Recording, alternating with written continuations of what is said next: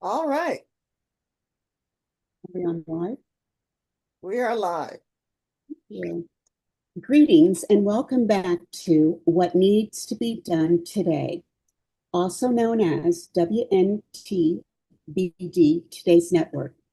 This, po- this podcast is sponsored by the American Aborigine Tribal Nation.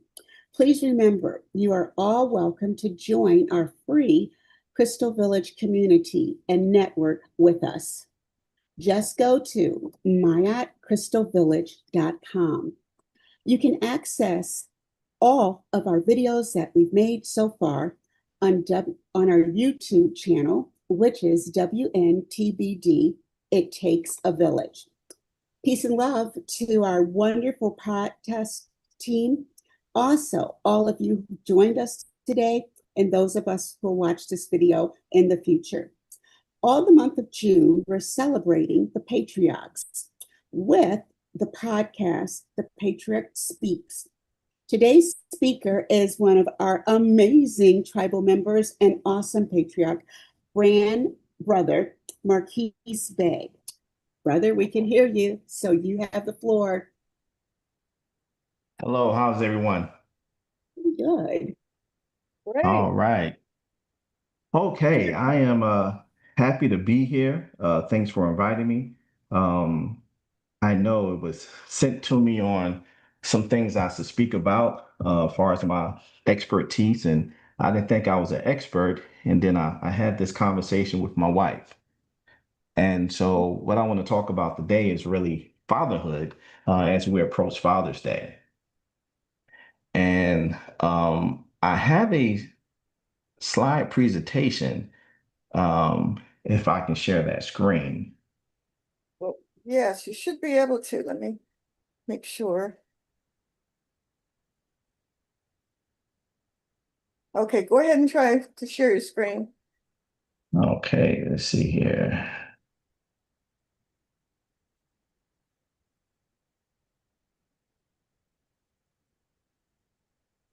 Excellent. Thank you very much.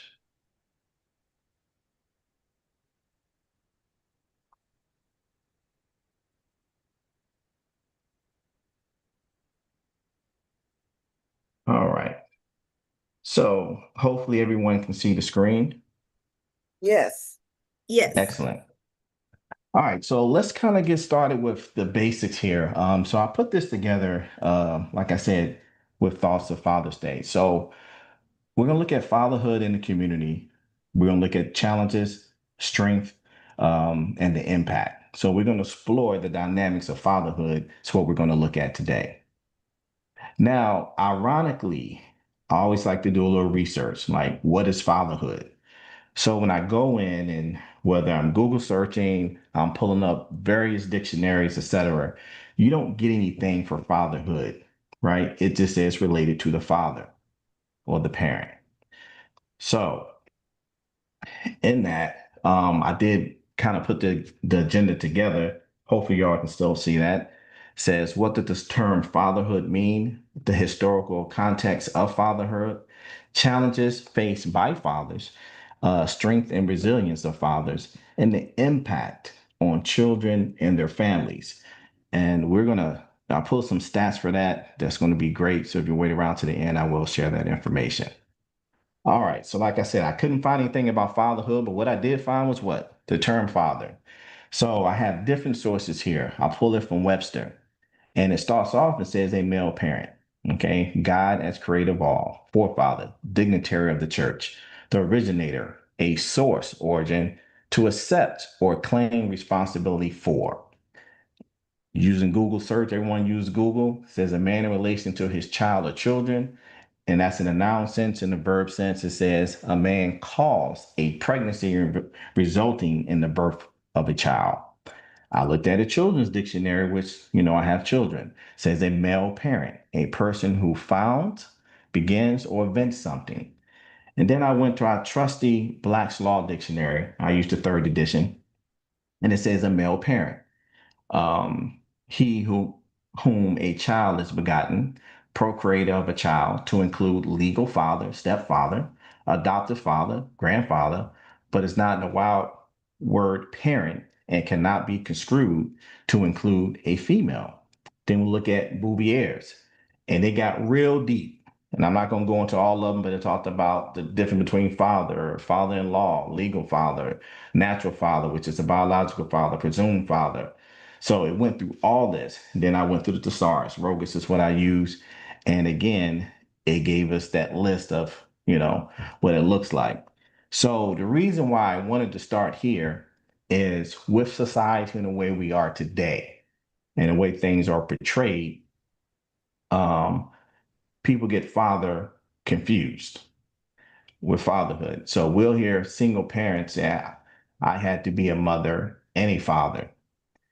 And two things can be true at the same time. They had to take the role of a father, but to be the father includes a male parent, is what we have by definition. So taking on the role of a father is very important because there are certain things that are there, but you also need that male parent to be there. Okay. So let's look at the roles and expectations. Now, these roles have evolved over the years. So here it says the roles of a father have evolved over the years, reflecting significant changes in the community dynamics and challenges that they're faced. So the example, and this is speaking from experience and what my circle looks like with people I went to school with, college, etc. Fathers are now taking on a role of taking children to practices. That didn't happen 50, 60 years ago.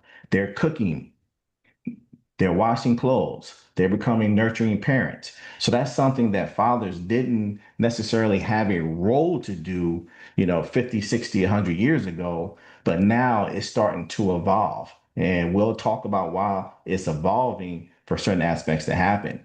So we also look at the cultural values that impacted it. So there's some significant roles that shaping expectations for fathers throughout history. So it says fathers were actually viewed as what? You were the protector. Fathers were the provider, disciplinarian.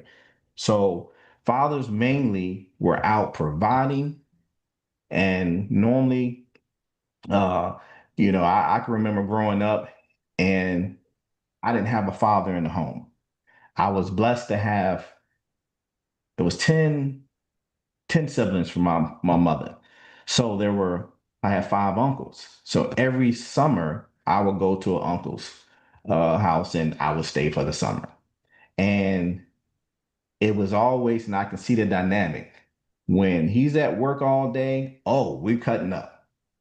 Soon as he come home, everybody straightens up and fly right. Because whatever you did, trust me, their mother was going to tell. So we can see how those values and change and being that provider and just disciplining kids changed over the years. And there was multiple reasons why they had to change. So one of the things that actually changed for us to kind of get back in line was the civil rights movements and its influence. So it says here the civil rights movements redefined the role of fathers, highlighting their importance in the family and what? And the community. Okay.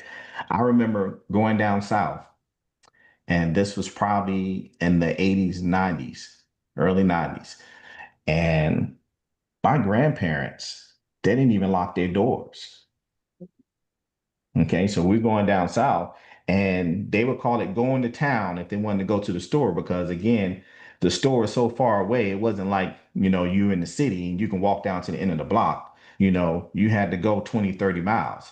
And when they would leave, they'd say, hey, Miss Jones, I'm going to town. You need something?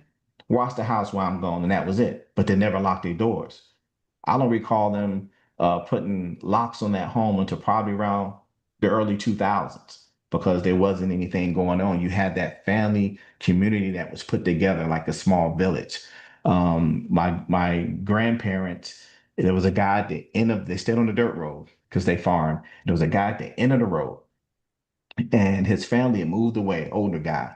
Well, what they did is she made sure she sent food down every time that she cooked back then. They call it supper. When she cooked supper, they would send the food down to the end of the road, which was probably about half a mile down. So the children had to walk down to the road and give them food. And older gentleman, and He had, one child, but nobody was there. Well, that was part of taking care of that community. You making sure no one went without. Okay. And in turn, they did it just because that's what you do. But it turned out later on when he passed on, he left them 40 acres of land. They had no idea. But that's the part of the family and taking care of each other. So we look at the family unity. So at that time, activists emphasized the significance of family unity, encouraging strong bonds among family during the movement. So in the civil rights era, families came together. Okay. And most of that was, most of the men in the family, they were out meeting with other men who had the same thoughts, trying to help out. When the boycott happened, everybody was there. But trust me, there were when you look at everything, any pictures, there are men standing on the front line. Those are fathers that are there that were picking up those roles and just showing that we're going to do something. It's our role to do that. Okay, so we talk about leadership roles. So it says the movement also called for fathers to take that leadership role, fostering growth and empowerment within their families. And that's what you saw. Um, I just recall, and that was a little bit before my time, but everything that my parents talked about, and I hear the elders talk about how everyone was together during that time. It didn't matter where you stayed, what it was, people came together during the civil rights movement. And mainly that was fathers being leaders in their home, and they did what? They brought their family with them. That's why you would see some children out, et cetera, et cetera. Okay. All right. So we're going to also go into the challenges faced by fathers. This is kind of dear to me because um, it's something that you hate to see people go through, but we understand it's the cards that we dealt. Um, so we're going to talk about systemic racism and discrimination. So that impact in employment. So it says systemic racism creates significant barriers for fathers in securing employment and career advancement opportunities.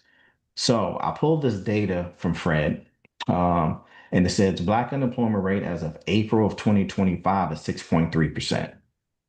That's kind of screwed a little bit. So it normally hovers between that 25 to 40%. And the reason that is, and you have to look at it for what it is, numbers can change, is they can only count you into unemployment if you're filling out the application for it. Once you fill out the application, you're into that number. Now, you only get so many weeks of unemployment. So when your unemployment ends, you're no longer counted into that number. So you have those that never apply, that don't have jobs. You have those that applied and the unemployment benefits have run out that don't have jobs. So that's why that number is higher than what they normally report. They're only reporting data as those who actually apply for unemployment benefits. Um, and so now to talk about those that have been declined for unemployment benefits. So when you look at that, it does put a weight on the fathers because again, we want to be what providers. We want to do what we're supposed to do. Okay. Challenges in parenting. So systemic racism leads to limited opportunities. Okay. Discrimination can affect fathers' parenting experiences, impact their ability to provide for their families effectively. Now, this is where the queens come in. So most men are considered to be threats in the employment field. So what transition was women, civil rights wasn't just for people of color. You had women, whether it be Caucasian and people of color, now be able to go to school, get jobs, etc. And because there were not threats in the community, then what happened? They were able to kind of move and bring money in. So that's part of that change in the role that you see that's evolving because you have women that basically get educated, go out into the workforce. They're not seen as a threat as much, and they can kind of move a little bit better. Are they discriminated against? Absolutely, just because they're female. We kind of look at that just from the last presidential election. Had nothing to do with credentials, et cetera, et cetera. It had to do with we're going to go ahead and discriminate because she's a woman. So fathers' roles have changed due to racism and discrimination. But again, we still keep moving. Okay. This is another big one that impacts fathers as we try to lead our families. Incarceration rates, okay, and legal challenges. So I pulled these particular statistics as well, and it's from the Federal Bureau of Prisons. So what they say there is that 90% of all inmates are males. On top of that, 38% of those are so-called Black folks that's there in the system. So when you look at the small number of the population that you are, and then you almost have 40% of males in prison, then of course that's going to pose a challenge for fatherhood. Okay. And we're looking at, was our father before I went in? How does the family operate that I'm born? And that whole dynamic on how it works. So these are challenges that we have as being fathers. The second one here says separated from the children. So you look at legal issues that often led fathers to separate from the children, which can have a lasting effect on the child's life. So when you're in that system and you're separated, then you cannot be that spiritual leader as you want to be. Okay. So it disrupts the whole family dynamic. And it also brings in emotional challenges for fathers and children alike. And just say the family in home, because I talked about it. If someone's incarcerated and now you have the mothers there, then she has to take on that role to kind of supplement. So being a father and developing this strong sense of protector, provider, there's some challenges that we face, but we also just have to understand there's a community out there we have to cling to overcome. And is all of it our fault? Absolutely not, because we're talking about these particular issues here. Okay. All right. So let's talk about some of the strength and resilience of fathers, because this is where the children will pick up and see and determine that this is what this is what I'm going to follow. So, community and family bonds. So, community connections play a crucial role in supporting fathers. It fosters a sense of belonging and shared responsibility. So, I put some examples in here as far as small groups, whether you may have a church, you have certain social clubs, fraternities. And so, as being a father, you also have to have someone to bounce information off of, whether it's your pastor, your friend, your deacon, someone that you go through that says, okay, I'm trying to be the best father I can.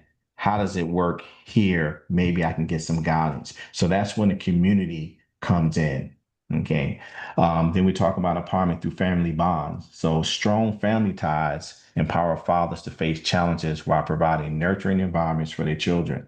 So if you're a father and you have a good relationship with your father, then that bond that you have allows you to develop a bond with your child as well. And so we want to use all of that because, again, you're going to have so much great information from the elders to move people along as they go through fatherhood. Fatherhood shouldn't be something that you do alone. It shouldn't be something that you try to recreate the wheel. Um, it should be something that you can lean on others to help guide you through. Okay. Next is pride and identity. This is something that, kind of gets passed down. So we're going to talk about the importance of cultural pride. So cultural pride is essence for fathers as it shapes our identity and strengthens our connections and helps us stay grounded in our values. So every year for my family, and it's been happening for 52 years, we have a family reunion. At that reunion, yeah, we have a business meeting and everyone kind of sits in that meeting. You kind of know how business is going to actually move if you go into corporate America. But that's our first platform for learning. So that's kind of passed down. Um, so that's something that my great uncle took pride in and gave us that identity. He was president of Rush College in Mississippi. He took it from an unincorporated, I mean, not unincorporated, but a university that was at the bottom and kind of moved them up over the years. So also we have passing down traditions. Fathers are encouraged to pass down tradition, values, um, ensuring that cultural identity is preserved for future generations. It's not only traditional skills such as trades, specific skills that were passed down from generation to generation. Now, this kind of works in the environment of we're going to own our own and have something there where we're not begging. Okay. There was a statistic that came out that basically said if you would pass down trades, okay, so whether you're a mechanic, you're a plumber, you're a farmer, you're a carpenter, um, you do shoes and purses, those traditions and trades can be passed down from father to child.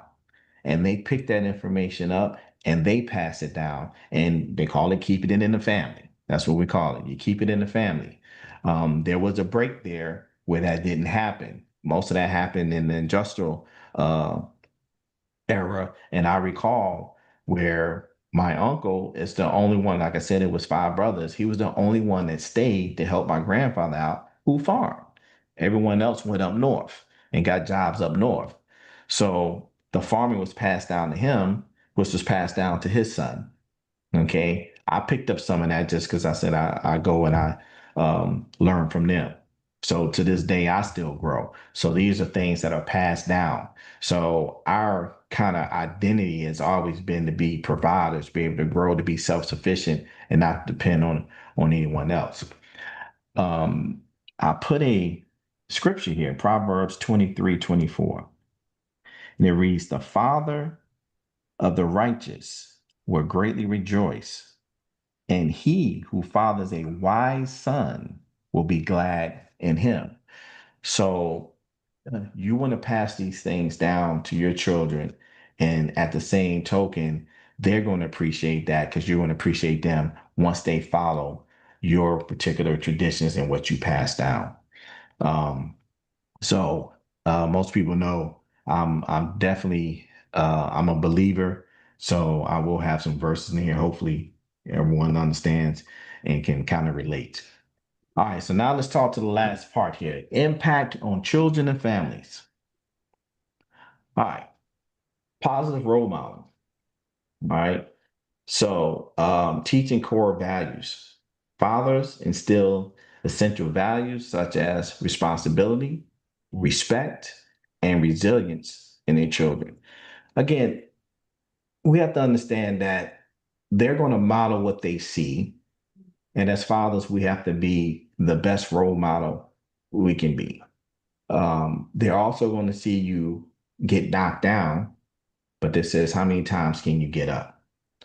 So you have to be resilient and keep moving in these particular situations. So fostering healthy dynamics. Involvement of fathers in the family, life fosters a healthier relationship and family dynamics with the household. Put another scripture here. We're still in Proverbs. It says, train up a child in the way he should go. And when he is old, he will not depart from it. So again, as you pass things on, as they look at you as a father, then they see what they should be modeling. And I think I have it in here a little bit later, but I relate this to planting a garden. When I plant a garden and I put a row in, or I don't care if I put it in a bag in a certain area, I always leave the package that I received the seeds out of at the end of the row or right there. And my kids would ask me, my children would say, Dad, why do you leave the paper on the ground? I say so they can have something to look at to know what they're supposed to be when they grow up. So I'm giving them, this is what you're going to look like.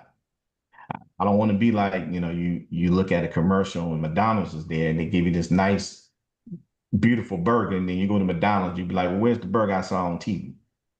We want the kids to grow up and have something to look forward to, and what they should be or what they should become. Okay. All right. Educational and economic outcomes. All right. So active involvement of fathers can significantly enhance children's educational achievements, fostering better learning outcomes. And I put in here, see fatherless crime. I did put the actual print off for the fatherless crime here. And so we'll look at that. But what it gives you is the fatherless homes on what they look like and compare to those that have fathers in the home. And the statistics are alarming, alarming. Okay. So breaking the poverty cycle. Involved fathers contribute to their children's economic stability, helping break the cynical nature of poverty. So we'll have that where they're going to see their father, because again, fathers are providers, and you're going to see people say the hustle, the mentality to always to go out to provide and do what they have to do. You'll find fathers to get out there, work 2, 3 jobs, just to provide. I watched something the other day where a guy was getting paid, and he was thanking the gentleman that hired him for this day job. And he was like, yeah, next week is my daughter's 13th birthday. I didn't have any money to actually even pay the rent, but this took care of it. So he did a day job just to make sure he can move forward. So that's what a father does, whatever needs to be done. Okay. All right. So this is the statistics that sometimes will make you cry. So in a fatherless home, it says 70% of inmates and 80% of rapists come from fatherless homes. That's alarming. So it shows the impact of having fathers in the home, and what we can do to change things moving forward. It says 90% of runaway children come from fatherless homes. Wonder why is that? The guidance is missing. Everyone doesn't have 5 uncles that can help raise them. So that's where we have to step in. 60% of youth suicides come from fatherless homes. No father in the home. More than half of the suicides are because there aren't fathers in the home. They say you're 500% more likely to live in poverty and commit crimes if you don't have a father in the home. 500%. That is huge. So it shows the impact that we as fathers have in society. You're 900% more likely to drop out of school. And we talked about that educational piece. So I don't know how many different ways we can say it, but it is very, very important that we become fathers and try to be fathers in the home. Not every situation is ideal, but being there will make a difference. So whether in the home, in the community, that has to happen. They're 2,000% more likely to end up in prison in a fatherless home. So this is where being a father is, I see the impact. I know the impact. I have been on both levels. And what I mean by that is I have stepchildren and biological children. As a father, I didn't treat any of my children different. Of course, I walked into stepchildren first, but because they looked at my example, what I instilled in them, pretty much what they do in life, and they would attest to it, their mother would attest to it, they follow my lead. Okay, whether it came to finances, education, setting things up, what they should be doing, just knowing that they left home, they're saying, I see what you were saying. I just have this saying for them. I say, if you had a brain, you'd be dangerous. And that was always my saying. And my son, he gets into a working environment, and he called me. He says, I know what you mean. I said, what are you saying, son? He says, you always say if I had a brain, I'd be dangerous. He said, I don't think people here at the job have a brain. And I says, it happens. I says, you just have to be able to think. My thing is, you don't have to be the smartest, but I want you to be able to sit back, reason things out, look at what you have in your environment, and make sound decisions. Okay, and everything that you do. All right, now this is my personal guide because we're talking about fatherhood. What I do as a father is different than everyone else. Every situation is different. Okay. So for me, fatherhood is being present as much as possible when the situation is ideal. Okay. Um, as being a stepfather, again, I keep the main thing, and that is raising children to be productive people of society. Okay. So again, we're to set the example. I try to set the example, and I try not to let circumstances control my action that takes me outside of anything for them. And one thing I always live by, my children will possibly get married one day, whether it be my son or any other girls. So I have to set that example. And it started early, you know. My son, he understands that he's always going to walk on the outside and the female's going to walk on the inside when he's walking someone down the street. The girls know the same thing on where they when they get out the car where they're supposed to be walking at, because the father, the man, is supposed to take what on that protection, and if a car is coming, they're to get hit first, right? So these are things that you trying to instill in them.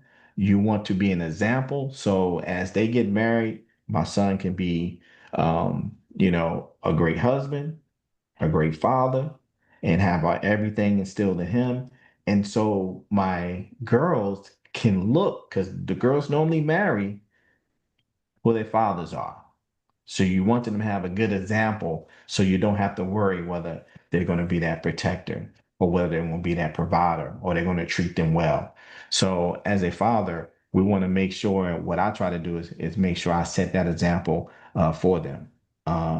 Be there as much as possible. Like I said, every situation isn't ideal, but as a father, you want to make sure you pour into your children the best you can and create that family environment as we move on.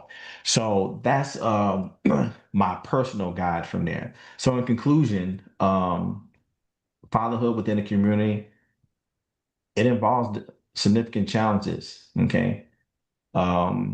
But you also have to recognize you're going to have support when you're a father. So use those support, those resources, those small groups, get into a church group, whatever it may be, to move you on. And that fathers will play a significant, vital role as we move on to the next generation. And as promised, this is the sheet, and you can pull this up online. Just put in AFPI, and it's the fact sheet, and they give you a breakdown on fatherless children in the United States and what those statistics look like.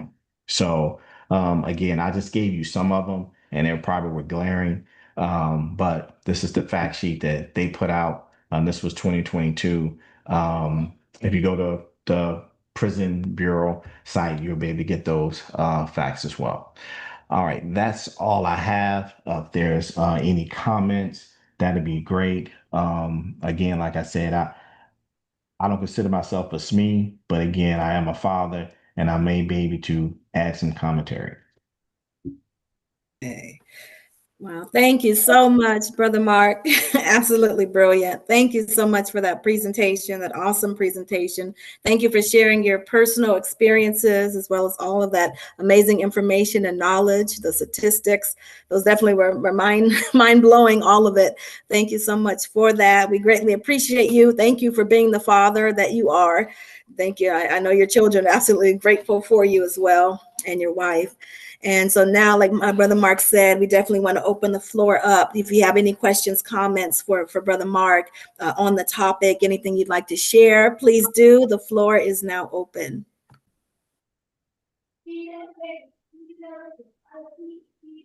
Sister Carmela? I just didn't want to start talking without you acknowledging me. I thought of two things, Brother Mark, as you were speaking. Number one, Mother's Day became a national holiday 58 years before Father's Day was introduced. And basically, many of the fathers were the ones who were against Father's Day because they knew that they had a role, but they felt that women were neglected in being acknowledged. And so they agreed with Mother's Day, but weren't too keen on this Father's Day. And I think that says a lot about how proud men are. And they consider themselves the protector, not the one who's going to be reaped flowers and chocolate or whatever else we do on Father's Day. 58 years later was a National Day for Father's Day.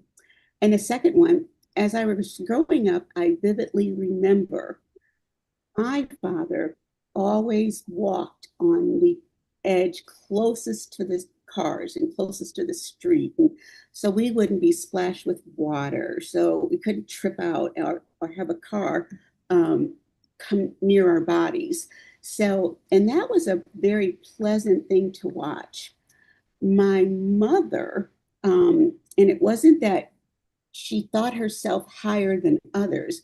But when the car stopped, my mother never moved. Dad, Major, that's my stepdad, he ran around and he opened the door for my mom and, gave her his hand, or sometimes not, but definitely opened the door and stood there until she got out. Uh, I was wondering about those two things and just how the roles of fathers have changed. And it was kind of sneaky the way they slid them all in. But I don't see any men today helping their wife out of the car. Or I'm sure if my mom were here today and maybe remarried, would that new person, they would be older, so they would know how to stand and wait for the door. Uh, but it reminded me also, Brother Mark, of the way you said that it's one generation teaching the next generation of what they're supposed to do, what they're supposed to say, how they're supposed to just be in the world, to take over our farming or our bricklaying or a plumber or an electrician. And so many of those things have been lost. And I yield. Absolutely. Down on the coast where my mother is, there was a gentleman, we call him Danny Boy, and he fixed shoes. He was shoe repair and purses. And ironically, he's getting up in age where he couldn't walk, and he wants to pass it on to his son. Well, his son says, "Well, I don't want to do that. I want to drive trucks. So I want to work for somebody else." And it just kind of baffled me that we kind of cut our own self off at the ankle sometime. And it's not that he has to run it all the time, but you want to learn the business. And I think we also have to just bring them up to understand that a job, you don't own it. You can't pass that job to someone else. You can't say, okay, I'm going to die. I want my children to take over where I work at. That doesn't happen. But from a business sense, you learn what industry that your parents are in, and then you pick that up to have it up under your belt. Not necessarily you're going to work it today, but at some point in time, you'll never have to depend on someone else to provide for you. So, and then just thinking about how times have changed, and I will open the car door for my wife. And today is more of when we go on a date, I'm opening the door. And now it's at the time where when you can get into and this is crazy now, you can get into the car and press the button and it opens up the door for them. So, those things are going to be lost because of technology and where things work. So you won't even think that way. But my son, he saw, all of that coming up. and the lady that he's with now, and matter of fact, it's ironic, it's only the first lady I've known or met, and she talks about those things. And what it is, she thinks he's the best thing since sliced bread, and all it is he just followed what he saw. And I think that was a good thing to bring up on how things have changed. And one story I would like to mention is a friend of mine, his business partner, and his son played basketball, AAU, that was it. And every time he would go and purchase his son's shoes, he would purchase others on the team shoes too who didn't have the means to do so.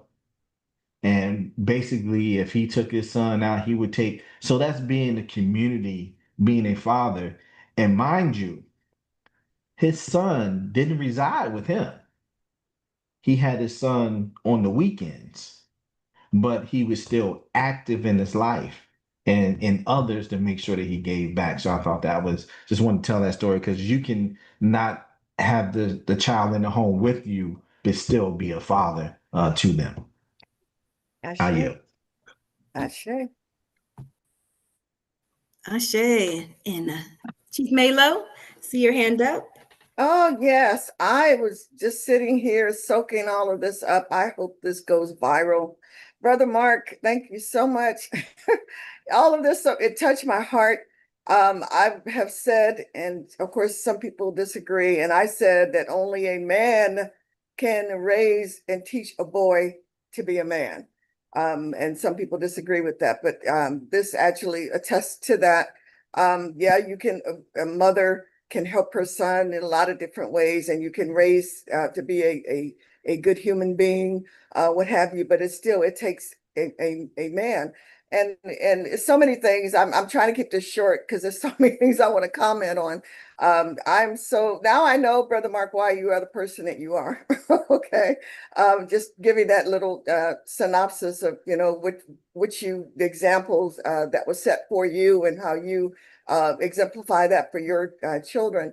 Unfortunately, I came from a dysfunctional immediate family, but the household I was raised in, that I didn't have the fathers in home. My father died when I was 7, didn't know him, but the thing was, I had my uncles, I had my grandfather, my great grandfather around me. But when that ended and we moved, when I was 8 years old, we had a stepfather in the home. All three of us had different fathers, and none of us actually really, except for my brother, knew their natural father.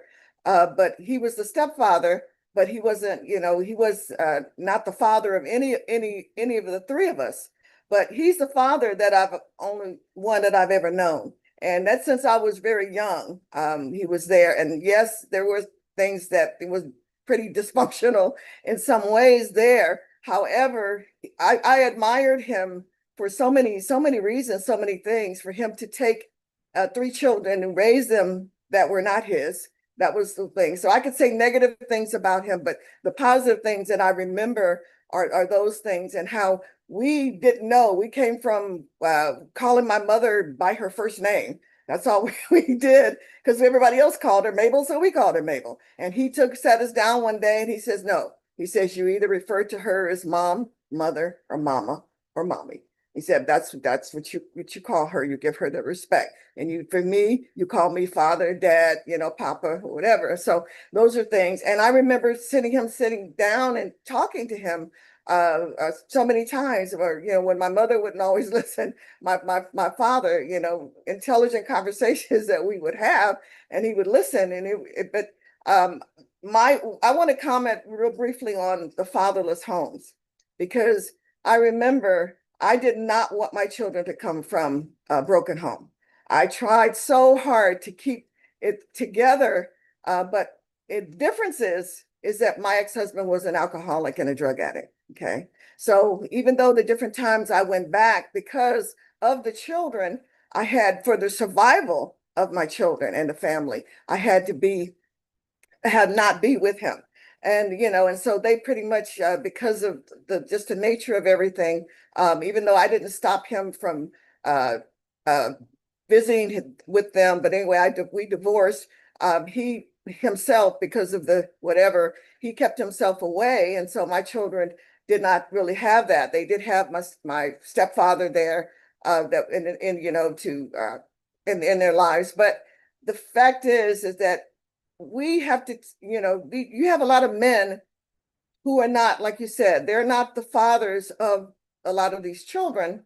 But like we said, it takes two children to have a child, but it takes a village to raise a child, a child. So you need that community, like you talked about, to support everyone, the fathers, the mothers, the children.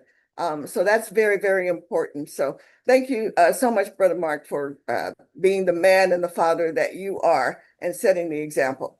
And I yield.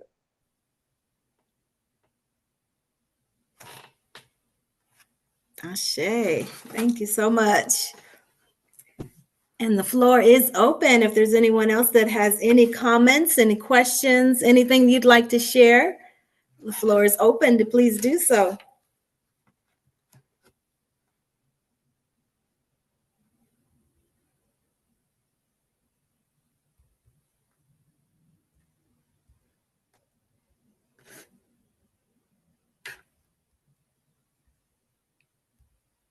So I guess I did have a question, Brother Mark. You're going back to those nerve-shattering statistics regarding the fatherless homes and crime. Why do you think that is? Why is that if there is, there's no father in the home, then there's the rapist, there's the person committing crimes, there's the dropping out of school. Why is that? What is, I mean, I myself, like my mom just spoke, Chief Mela spoke about, I didn't grow up with my father. My brother didn't either. Neither one of us turned to crime because we had a mother who raised us, with certain values, morals, and raised us, a certain way. But why is that is it because are they rebelling? Are they just, well, I don't have a father, so screw this world, screw everybody, I'm going to go do, whatever I want. Why is that? Why is there such a high correlation between a fatherless home and crime, do you think? Well, they didn't have a picture of what they're looking at. So you have discipline one. So if you don't have a disciplinarian that's in the home that they kind of fear, then you tend to try to run over your mother. Secondly, if you don't have a father in the home to pattern your life after and understand the right and wrong, then now the streets actually raise you. Mm-hmm. So, prime example, what's his name? Eric Thomas, Dr. Eric Thomas, right? So when he left home, he had a stepfather, but he left home, decided to go to the streets. Well, when he went to the streets, he was following those in the street. So when you start following those in the streets because they were making money, say they were picking them up from school in Jeeps and because they were drug dealers. So you find yourself in a life of crime that you don't even know that's crime. Bobby Hemmings used to say it. He says, we grew up, some people grew up thinking that when you walk down the street and you see people doped out, cracked out on the street and drug addicts, you thought that was normal because you saw it every day. That's not normal. Mm-hmm. So children that don't have a father in the home and they see things happening, they think that's normal. Well, one thing is wrong, and then it's a crime, and then you get put in the system because you didn't know it was a crime. Mm. So you need guidance that's there. Like I said, I didn't have a father in the home, but I had uncles who, I looked at I have one that, every time I start a business, I go to his grave and drop a card. Well, the reason being is I watched him with 5 kids on welfare and go from that to being a Bell's bondsman, on the barbershop and beauty salon, having a copy machine business he was selling to the school system. So I watched him from being at the bottom and moving his way up. And then one of his pillars was God, right? So you have to be grounded. So I saw that as an example of it doesn't matter where I'm at. I can move there if I stay hard, keep working hard and find that support system, people who can support me and find good mentors. But if I went and started hanging out with people who were hustling, dealing drugs, etc., I'm doing what they're doing and I'm following. So when there's not a father in the home, who they looking at as a male figure, right? You don't normally find a lot of females, okay, move that way far as males because they looking at their mother. They're patterning their lives after their mother. That's their role models. Okay, I'm gonna do what my mother does. Okay, she's successful. She goes on and work hard. So that's an example. But for a male, they need a male example. So that's when Doc said you really need a man to raise a boy. That's what she's talking about. The Mhm. example can't be the mother because we don't even have the same parts. So Right. now I'm at the point where as they get to 15, 16 years old, they're now physically stronger. So now they don't even fear you. Mhm. And most men that I talk to, we always have this physical confrontation with our sons. Wow. I had to have it, but you had to have that to let them know I'm the father and this is what it's going to be, and you're going to follow what we're going to say. But they're always going to challenge you. So when most women they get into that situation, you got this boy and he's 6'1", he 230 pounds, and you're 180, say you're pushing 200, it doesn't matter. At that point, you have to call the police because you're like, I can't get into a physical confrontation. So I think it goes back to discipline, having a male there to discipline a child, especially a male. I'm not going to say so much for females because, again, they're going to pattern themselves after their mother, but they need to see that role model that's there that's moving in the right direction. If they don't have a father in the home, then they need that village, that community of men who can point them in the right direction. No, Eric Thomas didn't get a PhD on his own. There's people at his best friend who first took him to church and introduced him to church. It was his pastor. It was deacons at the church. They brought him into the household. The people who paid for him to go to college. You know, so there's a group that got him to where he's at to have a PhD and be, the number one motivation speaker in the world. Right. So that was because he had that community. And we have to foster that type of community as just being men. And let's say, I understand that, if my brother ends up going to prison and he has children, I'm gonna have to step up and be that role model as well. Is it going to Mhm. be some extra to do? Yes. But will it be worth it? Absolutely. you know so I think that's just important. I think that's the main reason. I didn't mean to go off on a tangent, but they Wow. have to see what that looks like and then they're going to model that. But if all they see is drugs, crime, they think that's normal and that's what they end up doing. That's Thank you. That definitely makes sense because it's so true what you said. A fruit or vegetable seed planted in a row can't grow up to be anything other than what was planted, watered, and tended to. So that's just so true. I just want to make this comment that as I just want to say, we know things happen, mistakes happen, pregnancies happen, but to any women and men out there that don't want to be parents, please, please do what you need to do to not bring these babies into this world, to not get pregnant as best you can, so that we can maybe try to decrease the amount of fatherless homes out there. But like you said, things happen, and I would hope that the men out there, women out there, that they will still can change, even if their mindset is one way. Once they know, okay, now I'm going to bring a child into the world, I need to do better. I need to seek help. Like you said, no, fatherhood shouldn't be done alone, and you don't have to recreate the wheel. So hopefully they will seek that. And last thing I wanted to say is I have noticed a shift, like in media, and I've seen a lot of ads and commercials showing a lot of melanated men, fathers. It'll be them and maybe one child, or them and two children by themselves. Even a commercial, a melanated man was showing his young daughter how to shave her legs. And, on a side note, I think there's still a little more propaganda at work there because they refuse to show the melanated family, the melanated woman, father, and children. But I still appreciate that they are showing more melanated men, fathers, in these ads, in these commercials. I do appreciate that. And thank you again, Brother Mark. And so I do want to have the floor open once again. If there's anyone that has any comments, any questions for Brother Mark, anything you'd love to share, please do. The floor is yours.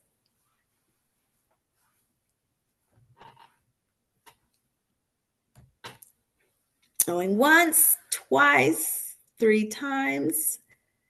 All right, so seeing no hands, I'm going to, Sister Carmela, I'm going to give it back to you. The floor is yours. Thank you, Brother Mark, and thank you, Tracy. It was just wonderful. I have just one announcement. We are continuing our celebration of the Patriarch Father's Day month with our podcast, The Patriarch Speaks. Be sure and join us this Saturday, June 7th, 2025, at 10:30 a.m. Arizona Pacific Standard Time, 12 p.m. Central Standard Time, 1 p.m. Eastern Standard Time.